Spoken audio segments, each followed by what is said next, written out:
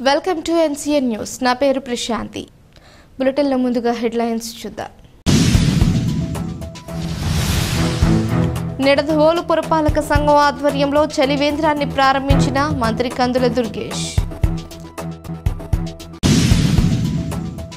తూర్పుగోదావరి జిల్లా నిడదవోలు పట్టణంలోని స్థానిక ఏపీఎస్ఆర్టీసీ బస్ స్టేషన్ వద్ద నిడదవోలు పురపాలక సంఘం ఆధ్వర్యంలో ఏర్పాటు చేసిన చలివేంద్రాన్ని మున్సిపల్ చైర్మన్ భూపతి ఆదినారాయణతో కలిసి రాష్ట్ర పర్యాటక, సాంస్కృతిక మరియు సినిమాటోగ్రఫీ శాఖ మంత్రి కందుల దుర్గేష్ రిబ్బన్ కట్ చేసి ప్రారంభించారు.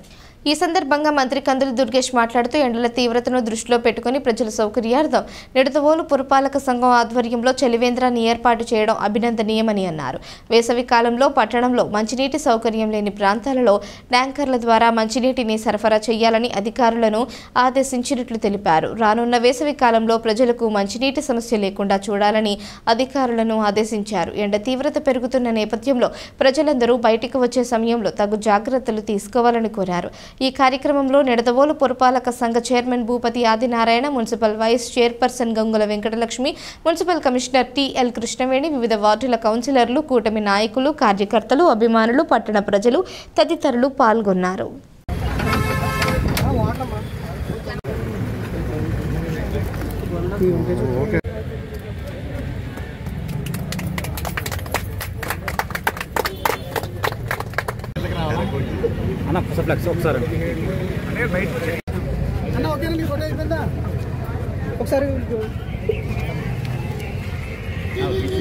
ఫోటో ఫ్రేమ్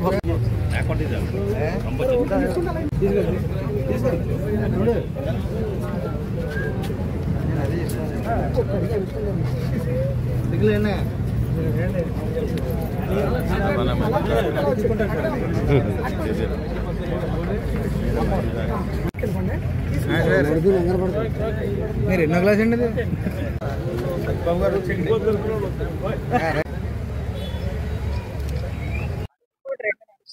మున్సిపల్ ఆఫీస్ ఆధ్వర్యంలో ఈరోజు ఈ చలివేంద్రాన్ని ప్రారంభించడం చాలా ఆనందంగా ఉంది.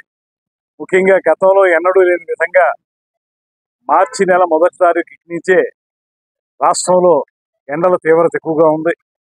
ముఖ్యంగా మన ప్రాంతంలో నిడదవోలులో కూడా చాలా ఎక్కువ ఎండలు ఉన్నాయి. ఈ సందర్భంలో తాగునీటికి ఎద్దడి లేకుండా ఉండే చూడాల్సిన బాధ్యత మున్సిపాలిటీ మీద ఉంది. అందుకే ఒక పక్కన ఇలాంటి చలివేంద్రాలు గతంలో పట్టణంలో 3 ఏర్పాటు చేసేవారట. వాటిని పెంచి 6 చేయమని చెప్పడం జరిగింది కమిషనర్ గారికి నేను. అదేవిధంగా ఎక్కడెక్కడ మంచినీటి సదుపాయం లేదో అలాంటి చోట ట్యాంకర్లు స్పెషల్గా పెట్టి ఆ మంచినీటి సదుపాయాన్ని కల్పించాల్సిన బాధ్యత కూడా తీసుకోవాల్సిందిగా ఆదేశించడం జరిగిందని ఈరోజు ఎక్కడా కూడా ఈ ఎండాకాలంలో మంచినీరు దొరకడం లేదు, లేకపోతే నీళ్లు దొరకడం లేదనేటువంటి సమస్య లేకుండా అన్ని ప్రాంతాలకి కూడా నిడదవోలు 28 వార్డుల్లో కూడా ఎక్కడ ఇబ్బంది లేకుండా వాటర్ సప్లై జరగాలనేటువంటి మాటను కూడా ఇవాళ నేను కానీ చైర్మన్ గారు కానీ ఆదేశించడం జరిగింది. దాని ప్రకారం రాబోయే రోజుల్లో ఏ రకంగానూ కూడా నీటి ఎద్దడి లేకుండా ఉండే విధంగా మున్సిపాలిటీ వారు ప్రత్యేక చర్యలు తీసుకోవాలనేటువంటి మాట ఈరోజు చెప్తా ఉన్నాను.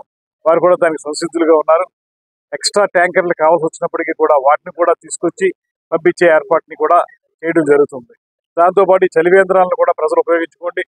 ఇవి మంచి మున్సిపాలిటీ వారు నిర్వహించేది కాబట్టి క్వాలిటీ విషయంలో కానీ ఇచ్చేటువంటి మజ్జిగ విషయంలో కానీ చాలా బాగుంటుంది.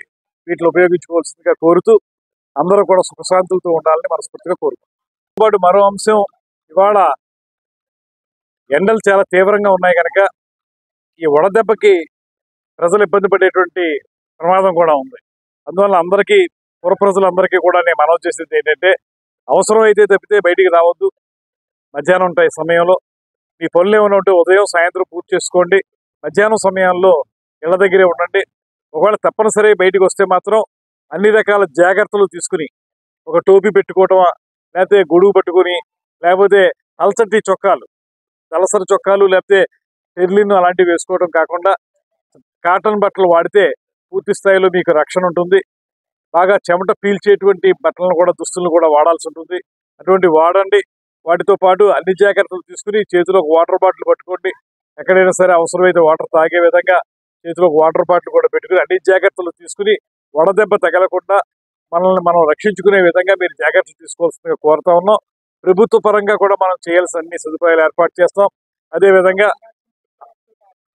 అదేవిధంగా హాస్పిటల్స్ లో కూడా అవసరమైనటువంటి ఎలక్ట్రల్ వాటర్స్ అటువంటివి మాత్రం కూడా ఉంచేలాగా చెప్పి నేను ఓఆర్ఎస్ ప్యాకెట్లు ఉంచమని చెప్పి వారు డిపార్ట్మెంట్ వారికి కూడా చెప్తాను, హెల్త్ డిపార్ట్మెంట్ వారికి.